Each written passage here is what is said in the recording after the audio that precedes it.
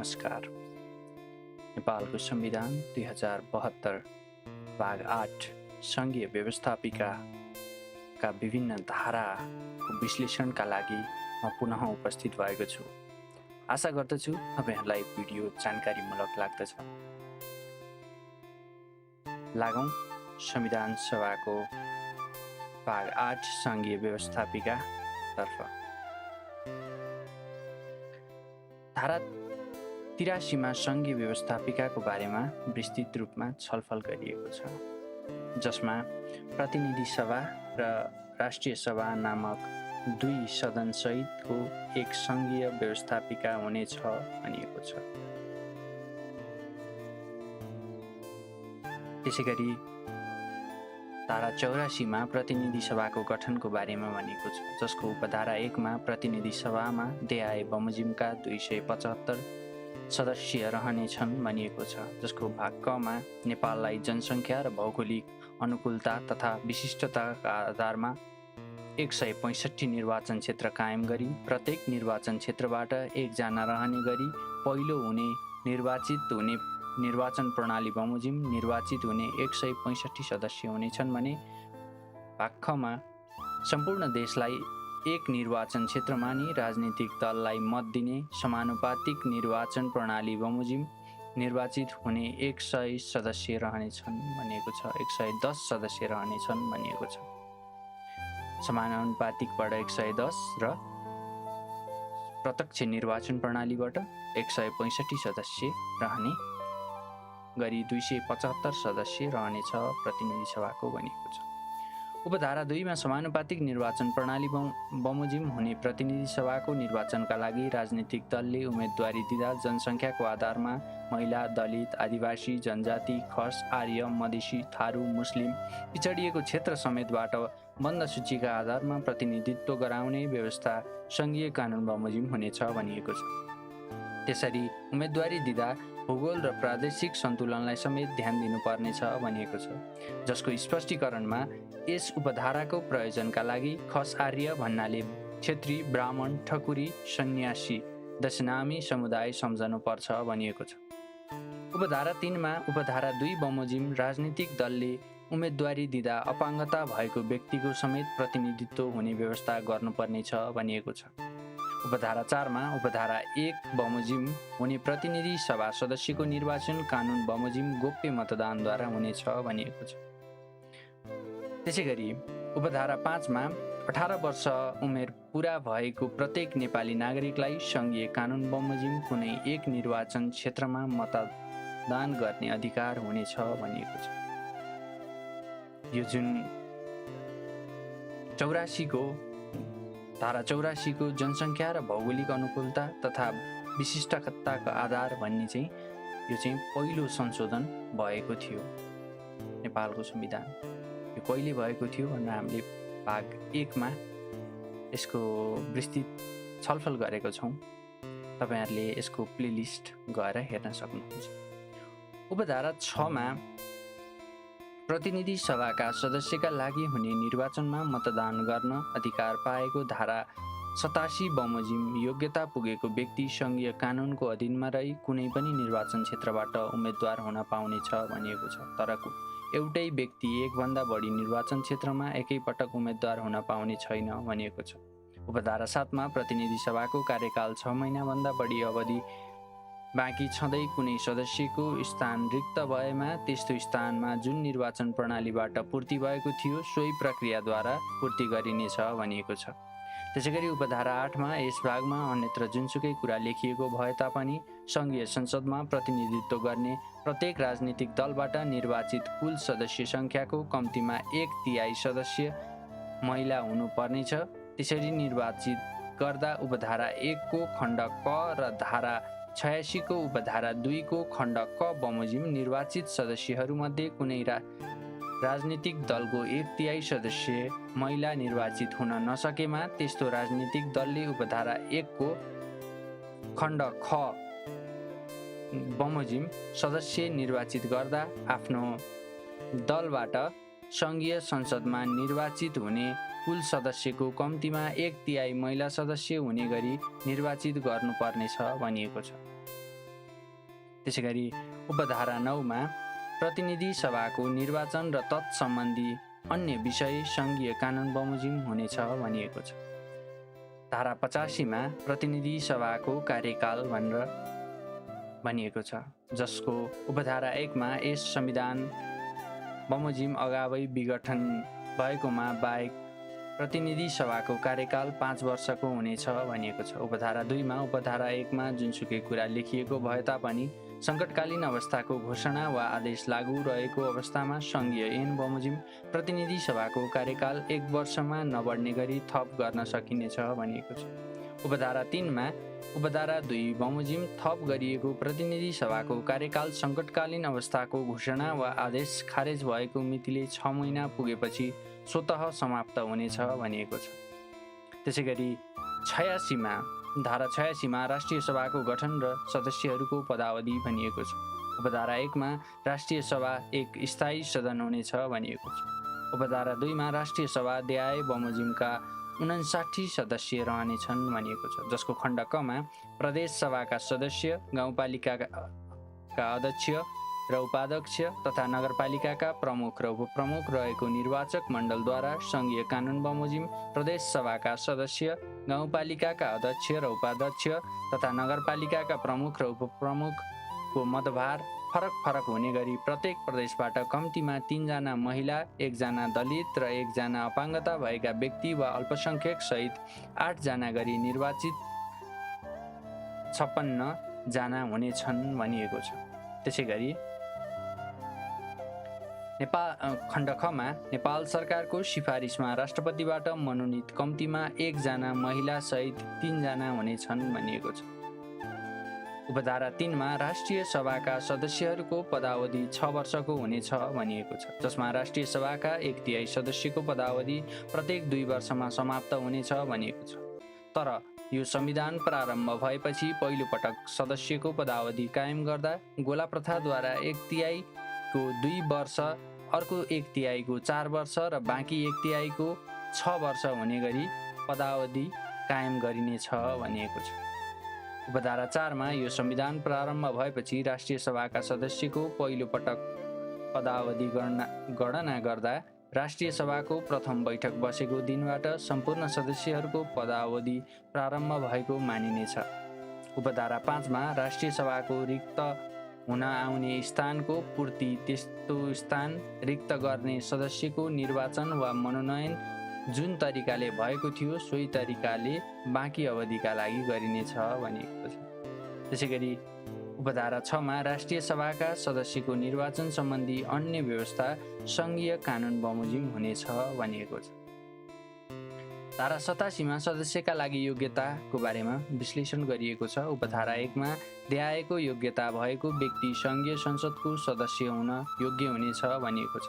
क नेपाली नागरिक, खण्ड खमा प्रतिनिधि सभाका लागि 25 वर्ष र राष्ट्रिय सभाका लागि 35 वर्ष पुरा भएको, खण्ड गमा नैतिक पतन देखिने फौजदारी कसुर सजाय नपाएको, खण्ड गमा कुनै सङ्घीय कानुनले अयोग्य नभएको र ङमा कुनै लाभको पदमा बहाल नरहेको भनिएको छ। स्पष्टीकरणमा यस खण्डको प्रयोजनका लागि लाभको पद भन्नाले निर्वाचन वा मनोनयनद्वारा पूर्ति गरिने राजनीतिक पद बाहेक सरकारी कोषबाट पारिश्रमिक वा आर्थिक सुविधा पाउने अन्य कुनै पद सम्झनु पर्दछ।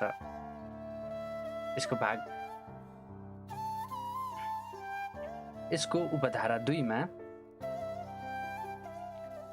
87 सदस्यताका लागि योग्यताको उपधारा 2मा कुनै पनि व्यक्ति एकैपटक दुवै सदनको सदस्य हुन सक्ने छैन भनिएको छ। उपधारा 3मा निर्वाचन, मनोनयन वा नियुक्ति हुने राजनीतिक पदमा बहाल रहेको व्यक्ति यसबाहेक बमोजिम सङ्घीय संसदको सदस्य पदमा निर्वाचित वा मनोनित भएमा सङ्घीय संसदको सदस्य पदको शपथ ग्रहण गरेको दिनदेखि निजको त्यस्तो पद स्वतः रिक्त हुनेछ भनिएको छ।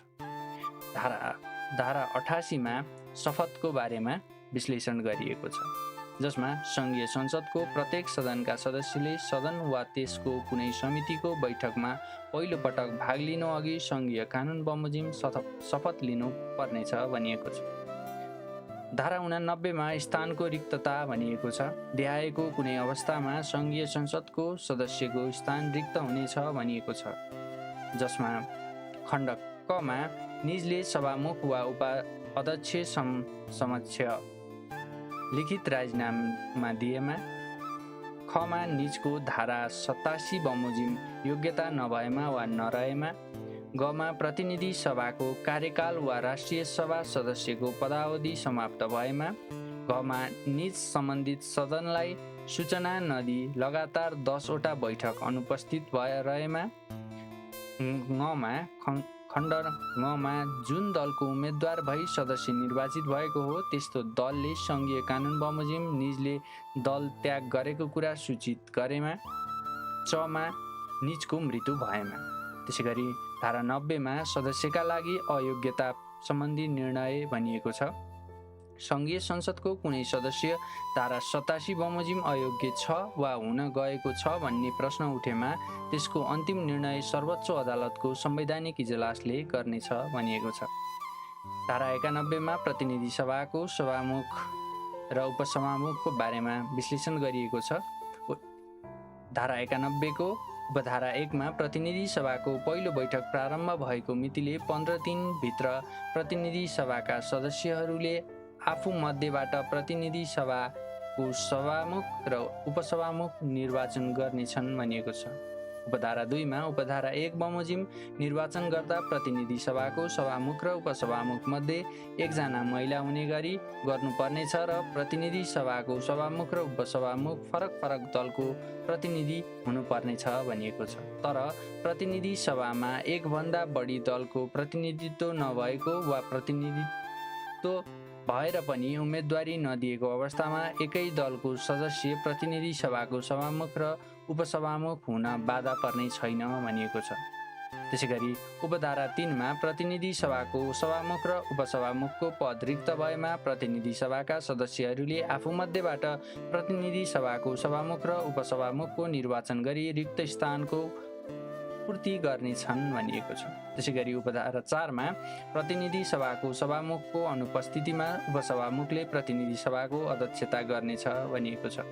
उपधारा 5 मा प्रतिनिधि सभाको सभामुख र उपसभामुखको निर्वाचन नभएको वा दुवै पद रिक्त भएको अवस्थामा प्रतिनिधि सभाको बैठकको अध्यक्षता उपस्थित सदस्य मध्ये उमेरको हिसाबले ज्येष्ठ सदस्यले गर्नेछ भनिएको छ।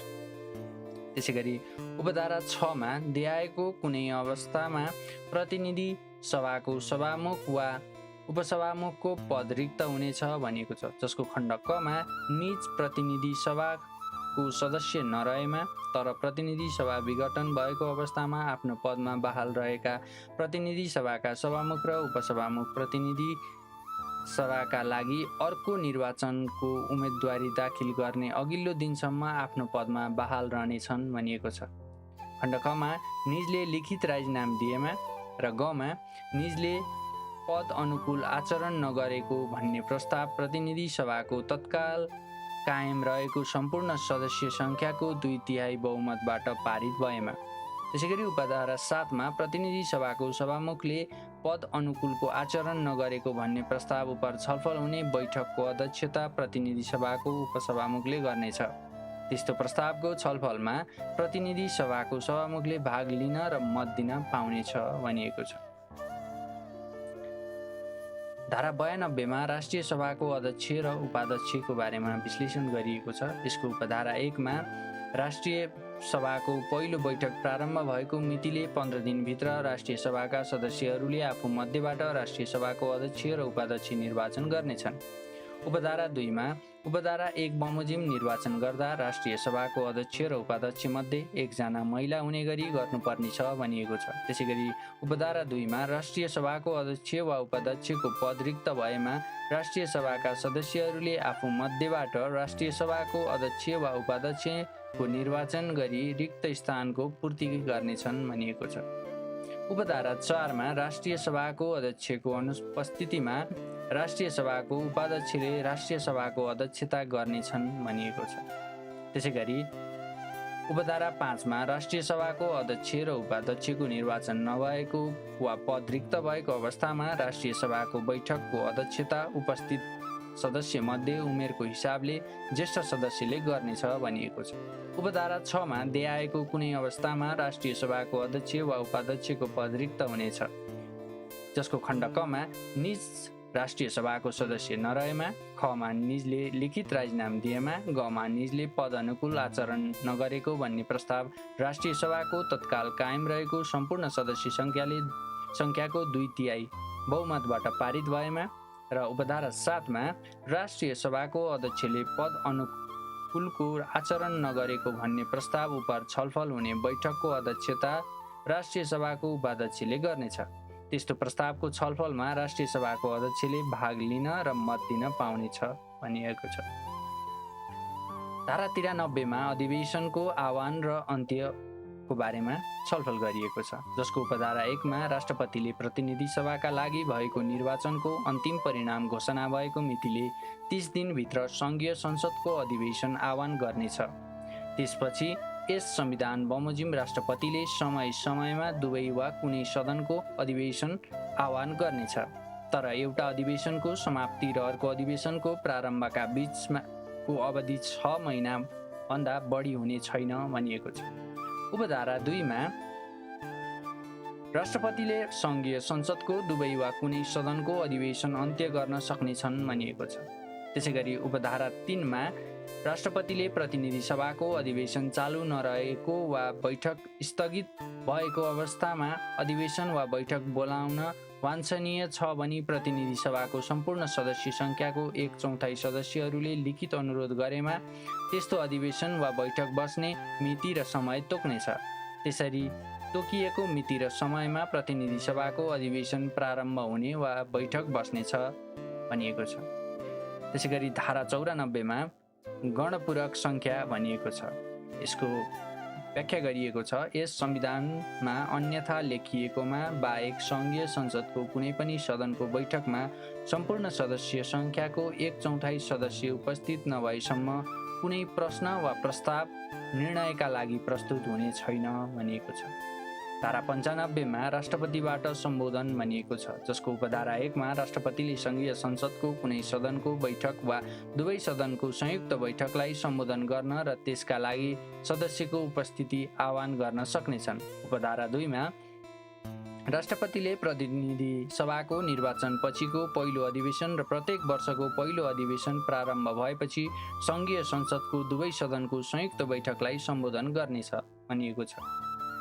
धारा 96 मा उपप्रधानमन्त्री, मन्त्री, राज्यमन्त्री र सहायक मन्त्रीले दुवै सदनको बैठकमा भाग लिन पाउने बारेमा छलफल गरिएको छ, जसमा उपप्रधानमन्त्री, मन्त्री, राज्यमन्त्री र सहायक मन्त्रीले सङ्घीय संसदको कुनै सदन वा त्यसको समितिमा उपस्थित हुन र कारबाही तथा छलफलमा भाग लिन पाउनेछन्, तर आफू सदस्य नभएको सदन वा त्यसको समितिमा मतदान गर्न पाउने छैनन्।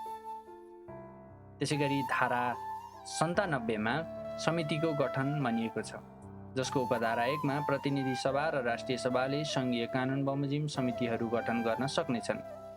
उपधारा 2 मा सङ्घीय संसदको दुई सदनका बीचको कार्यप्रणालीलाई व्यवस्थित गर्न कुनै विधेयकमा रहेको मतभिन्नता अन्त्य गर्न वा अन्य कुनै खास कार्यका लागि दुवै सदनको संयुक्त समितिले गठन गरियोस् भनी कुनै सदनले प्रस्ताव पारित गरेमा संयुक्त समितिको गठन गरिनेछ भनिएको छ।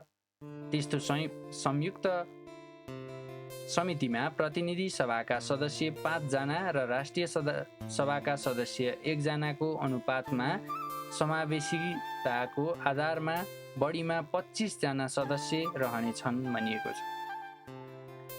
धारा 98 मा सदस्यको स्थान रिक्त रहेको अवस्थामा सदनको कार्य सञ्चालनको बारेमा विश्लेषण गरिएको छ, जस अन्तर्गत सङ्घीय संसदको कुनै सदस्यको स्थान रिक्त भए पनि सदनले आफ्नो कार्य सञ्चालन गर्न सक्नेछ, जसमा सङ्घीय संसदको कुनै सदनको कारबाहीमा भाग लिन नपाउने कुनै व्यक्तिले भाग लिएको कुरा पछि पत्ता लाग्यो भने पनि भइसकेको कार्य अमान्य हुने छैन भनिएको छ। जसको धारा 99 मा मतदानको बारेमा लेखिएको छ। यस संविधानमा अन्यथा व्यवस्था गरिएकोमा बाहेक सङ्घीय संसदको कुनै सदनमा निर्णयका लागि प्रस्तुत गरिएको जुनसुकै प्रस्तावको निर्णय उपस्थित भई मतदान गर्ने सदस्यहरूको बहुमतबाट हुनेछ। अध्यक्षता गर्ने व्यक्तिलाई मत दिने अधिकार हुने छैन भनिएको छ। तर मत बराबर भएमा निजले आफ्नो निर्णायक मत दिनेछ भनिएको छ। धारा 100 विश्वासको मत र अविश्वासको प्रस्ताव सम्बन्धी व्यवस्था भनिएको छ, जसको उपधारा 1 प्रधानमन्त्रीले कुनै पनि बखत आफूमाथि प्रतिनिधि सभाको विश्वास छ भन्ने कुरा स्पष्ट गर्न आवश्यक र उपयुक्त ठानेमा विश्वासको मतका लागि प्रतिनिधि सभा समक्ष प्रस्ताव राख्न सक्नेछन्। उपधारा 2 प्रधानमन्त्रीले प्रतिनिधित्व गर्ने दल विभाजित भएमा वा सरकारमा सहभागी दलले आफ्नो समर्थन फिर्ता लिएमा 30 दिनभित्र प्रधानमन्त्रीले विश्वासको मतका लागि प्रतिनिधि सभा समक्ष प्रस्ताव राख्नु पर्नेछ। उपधारा 3 उपधारा 1 र 2 बमोजिम पेश भएको प्रस्ताव प्रतिनिधि सभामा तत्काल कायम रहेका सम्पूर्ण सदस्य सङ्ख्याको बहुमतबाट पारित हुन नसकेमा प्रधानमन्त्री आफ्नो पदबाट मुक्त हुनेछ भनिएको छ। उपधारा 4 प्रतिनिधि सभामा तत्काल कायम रहेका सम्पूर्ण सदस्यहरूमध्ये 1/4 सदस्यले प्रधानमन्त्रीमाथि सदनको विश्वास छैन भनी लिखित रूपमा अविश्वासको प्रस्ताव पेश गर्न सक्नेछन् भनिएको छ। तर प्रधानमन्त्री नियुक्त भएको पहिलो 2 वर्षसम्म र एक पटक राखेको अविश्वासको प्रस्ताव असफल भएको 1 वर्षभित्र अविश्वासको प्रस्ताव पेश गर्न सकिने छैन भनिएको छ। उपधारा 5 उपधारा 4 बमोजिम अविश्वासको प्रस्ताव पेश गर्दा प्रधानमन्त्रीका लागि प्रस्तावित सदस्यको नाम समेत उल्लेख गरेको हुनुपर्नेछ भनिएको छ। उपधारा 6 उपधारा 4 बमोजिम पेश भएको अविश्वासको प्रस्ताव प्रतिनिधि सभामा तत्काल कायम रहेका सम्पूर्ण सदस्य सङ्ख्याको बहुमतबाट पारित भएमा प्रधानमन्त्री पदमुक्त हुनेछ भनिएको छ। उपधारा 7 उपधारा 6 बमोजिम अविश्वासको प्रस्ताव पारित भई प्रधानमन्त्रीको पद रिक्त भएमा उपधारा 5 बमोजिम प्रस्ताव गरिएको प्रतिनिधि सभा सदस्यलाई राष्ट्रपतिले धारा 76 बमोजिम प्रधानमन्त्री नियुक्त गर्नेछ भनिएको छ। धारा 101 महाअभियोगको बारेमा विश्लेषण गरिएको छ, जस अन्तर्गत उपधारा 1 यो संविधान र कानुनको गम्भीर उल्लङ्घन गरेको आधारमा प्रतिनिधि सभामा तत्काल कायम रहेको सम्पूर्ण सदस्य सङ्ख्याको 1/4 सदस्यले राष्ट्रपति वा उपराष्ट्रपति विरुद्ध महाअभियोगको प्रस्ताव पेश गर्न सक्नेछन्। त्यस्तो प्रस्ताव सङ्घीय संसदको दुवै सदनको तत्काल कायम रहेका सम्पूर्ण सदस्य सङ्ख्याको कम्तीमा 2/3 बहुमतबाट पारित भएमा निज पदबाट मुक्त हुनेछ। उपधारा 2 यो संविधान र कानुनको गम्भीर उल्लङ्घन गरेको र कार्यक्षमताको अभाव वा खराब आचरण भएको वा इमान्दारीपूर्वक आफ्नो पदयी कर्तव्यको पालन नगरेको वा आचार संहिताको गम्भीर उल्लङ्घन गरेको कारणले आफ्नो पदीय जिम्मेवारी पुरा गर्न नसकेको आधारमा प्रतिनिधि सभामा तत्काल कायम रहेको सम्पूर्ण सदस्य सङ्ख्याको 1/4 सदस्यले नेपालको प्रधान न्यायाधीश वा सर्वोच्च अदालतका न्यायाधीश, न्याय परिषदका सदस्य, संवैधानिक निकायका प्रमुख वा पदाधिकारीका विरुद्ध महाअभियोग प्रस्ताव पेश गर्न सक्नेछन्। त्यस्तो प्रस्ताव प्रतिनिधि सभामा तत्काल कायम रहेका सम्पूर्ण सदस्य सङ्ख्याको कम्तीमा 2/3 बहुमतबाट पारित भएमा सम्बन्धित व्यक्ति पदबाट मुक्त हुनेछ भनिएको छ। उपधारा 3 उपधारा 2 बमोजिम कुनै व्यक्तिको विरुद्ध महाअभियोगको प्रस्ताव पेश गर्ने आधार र कारण विद्यमान भए नभएको छानबिन गरी सिफारिस गर्ने प्रयोजनका लागि प्रतिनिधि सभामा एक महाअभियोग सिफारिस समिति रहनेछ भनिएको छ। उपधारा 4 उपधारा 3 बमोजिम समितिमा प्रतिनिधि सभाका 11 जना सदस्य रहनेछन् भनिएको छ। उपधारा 5 उपधारा 2 बमोजिम महाअभियोगबाट पदमुक्त हुने व्यक्तिले संविधानको गम्भीर उल्लङ्घन गरेको वा कार्यक्षमताको अभाव वा खराब आचरण वा पदीय दायित्वको पालना इमान्दारीपूर्वक नगरेको वा आचार संहिताको गम्भीर उल्लङ्घन गरेको भन्ने आधारमा प्राप्त सूचना, जानकारी वा उजुरी ग्राह्य रहेको पनि प्रतिनिधि सभाका कम्तीमा 3 जना सदस्यले प्रमाणित गरी पेश गरेमा उपधारा 3 बमोजिम समितिले त्यस्तो उजुरीमाथि सङ्घीय कानुन बमोजिम छानबिन गरी महाअभियोग सम्बन्धी कारबाहीका लागि प्रतिनिधि सभा समक्ष सिफारिस गरेमा उपधारा 2 बमोजिम महाअभियोगको प्रस्ताव पेश हुन सक्नेछ।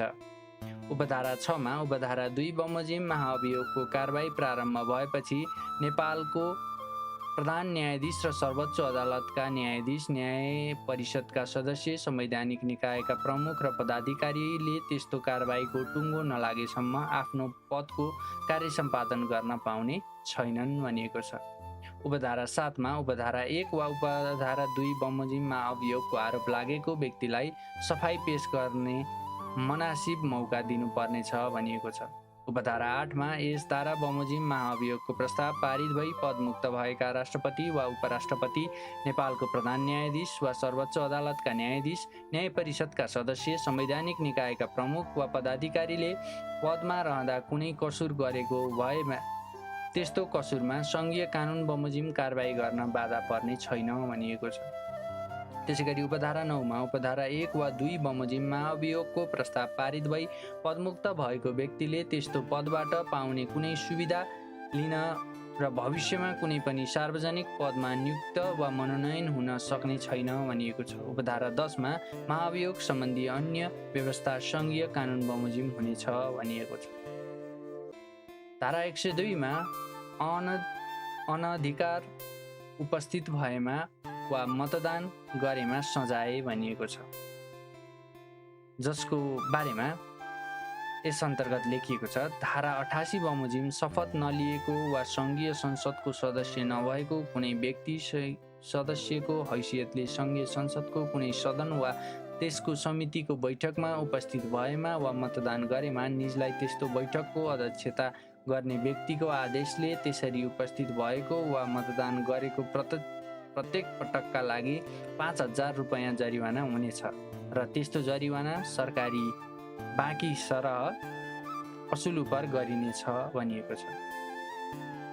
धारा 103 को बारेमा जाउँ हामी। विशेष अधिकार भनेको छ। विशेष अधिकारमा उपधारा 1 मा यस संविधानको अधीनमा रही सङ्घीय संसदको दुवै सदनमा पूर्ण वाक स्वतन्त्रता रहनेछ र सदनमा व्यक्त गरेको कुनै कुरा वा दिएको कुनै मतलाई लिएर कुनै पनि सदस्यलाई पक्राउ गरिने, थुनामा राखिने वा निज उपर कुनै अदालतमा कारबाही चलाइने छैन।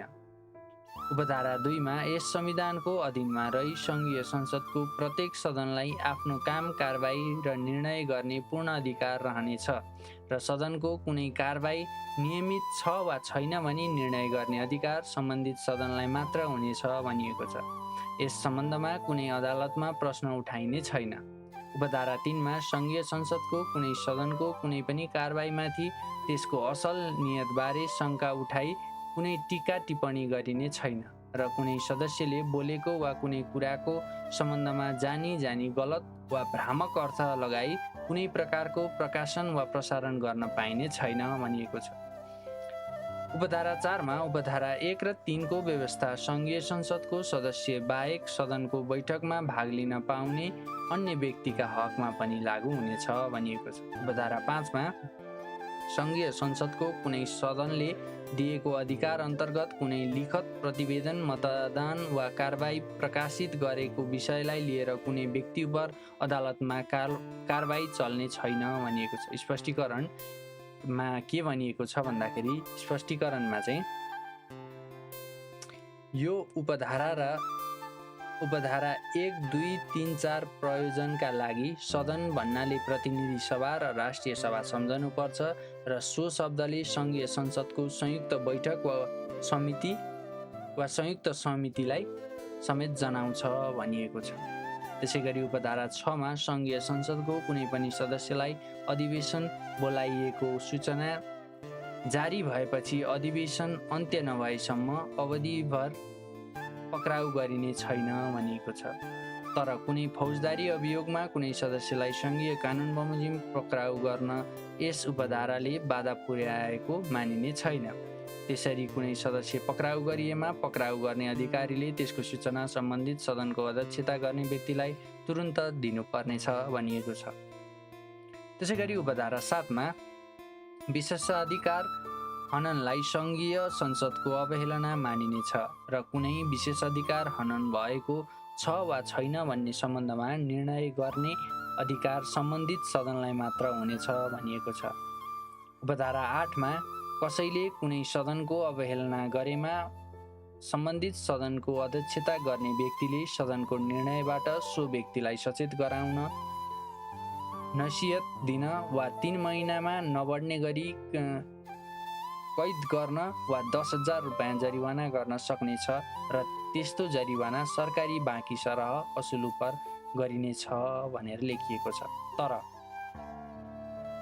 सम्बन्धित सदनलाई सन्तोष हुने गरी त्यस्तो व्यक्तिले क्षमायाचना गरेमा सदनले क्षमा प्रदान गर्न वा तोकिसकेको सजायलाई माफी गर्न वा घटाउन सक्नेछ भनिएको छ। उपधारा 9 मा सङ्घीय संसदको विशेषाधिकार सम्बन्धी अन्य व्यवस्था सङ्घीय कानुन बमोजिम हुनेछ भनिएको छ। धारा 104 मा कार्यसञ्चालन विधिको बारेमा छलफल गरिएको छ, जसको उपधारा 1 मा सङ्घीय संसदको प्रत्येक सदनले आफ्नो कार्य सञ्चालन गर्न, बैठकको सुव्यवस्था कायम राख्न र समितिहरूको गठन, काम कारबाही र कुनै सदन वा समितिको कार्यविधि नियमित गर्न नियमावली बनाउनेछ। त्यसरी नियमावली नबनेसम्म सङ्घीय संसदले आफ्नो कार्यविधि आफै नियमित गर्नेछ भनिएको छ। उपधारा 2 मा सङ्घीय संसदको संयुक्त बैठकको कार्य सञ्चालन र सङ्घीय संसदको संयुक्त समितिको गठन र काम कारबाही सङ्घीय सदनको दुवै सदनको संयुक्त बैठकले स्वीकृत गरेको नियमावली र कार्यविधि बमोजिम हुनेछ भनिएको छ। धारा 105 मा बहसमा बन्देज भनिएको छ। नेपालको कुनै अदालतमा विचाराधीन मुद्दाहरूका सम्बन्धमा न्याय निरूपणमा प्रतिकूल असर पार्ने विषय वा न्यायाधीशले कर्तव्य पालनाको सिलसिलामा गरेको न्यायिक कार्यको सम्बन्धमा सङ्घीय संसदको कुनै सदनमा छलफल गरिने छैन। तर महाभियोगको प्रस्तावमा छलफल गर्दा न्यायाधीशको आचरणको सम्बन्धमा कुनै कुरा व्यक्त गर्न यस धाराले बाधा पुर्याएको मानिने छैन भनिएको छ। त्यसै गरी धारा 106 मा सङ्घीय संसदको महासचिव र सचिवको बारेमा विश्लेषण गरिएको छ, जसको उपधारा 1 मा राष्ट्रपतिले प्रतिनिधि सभाको सभामुख र राष्ट्रिय सभाको अध्यक्ष दुवैको संयुक्त सिफारिसमा सङ्घीय संसदको महासचिव र सभामुखको सिफारिसमा प्रतिनिधि सभाको सचिव र राष्ट्रिय सभाको अध्यक्षको सिफारिसमा राष्ट्रिय सभाका सचिव नियुक्ति गर्नेछ भनिएको छ, जसको उपधारा 2 मा सङ्घीय संसदको महासचिव, प्रतिनिधि सभाको सचिव र राष्ट्रिय सभाको सचिव योग्यता, काम, कर्तव्य, अधिकार तथा सेवाका अन्य शर्त सङ्घीय कानुन बमोजिम हुनेछ भनिएको छ।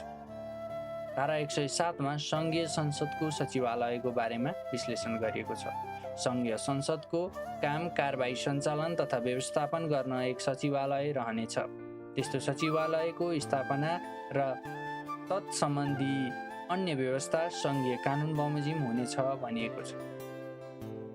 धारा 108 मा पारिश्रमिकको बारेमा विश्लेषण गरिएको छ, जसमा प्रतिनिधि सभाको सभामुख र उपसभामुख, राष्ट्रिय सभाको अध्यक्ष र उपाध्यक्ष, समितिका सभापति तथा सङ्घीय संसदका सदस्यहरूको पारिश्रमिक र सुविधा सङ्घीय कानुन बमोजिम हुनेछ। त्यस्तो कानुन नबनेसम्म नेपाल सरकारले तोके बमोजिम हुनेछ भनेर भनिएको छ। यसरी हाम्रो भाग 8 सङ्घीय व्यवस्थापिका यही अन्त हुन्छ। हामी अर्को भिडियोमा भाग 9 सङ्घीय व्यवस्थापन कार्यविधि लिएर पुनः उपस्थित हुनेछौँ। आशा गर्दछु तपाईँहरूलाई यो जानकारीमूलक लाग्यो होला। धन्यवाद।